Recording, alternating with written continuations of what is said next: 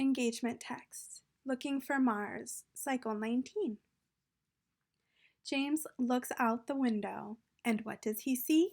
It is the moon. Look, it is smiling at me, says James. That gives James an idea. James grabs Pat by the hand and says, Pat, you are in for a treat. It is dark. It is not storming tonight, so the sky is clear. It is time to see Mars. Pat claps her hands and says, Let's go!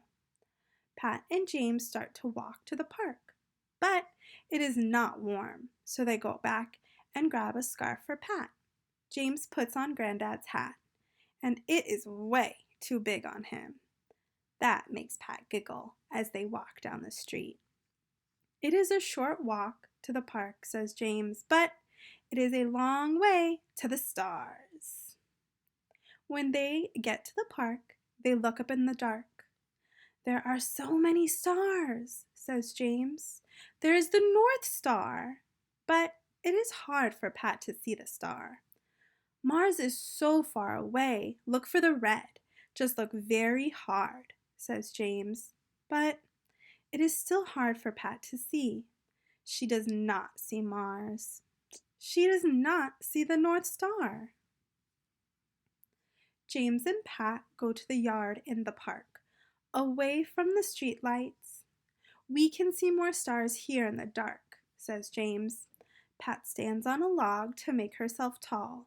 That is better, says James. Then Pat grabs his arm. Mars, says Pat. I knew you could see it, says James. I go to bed with stars? Asks Pat. No, we can't sleep out here tonight, Pat. That would not be safe. And it would be too cold. But we will do it again, says James. Pat waves her little hand into the dark. Bye, stars. Bye, Mars. As Pat and James leave the park, Pat takes his arm. I have fun looking at Mars for a while. The moon follows them home, still wearing a smile.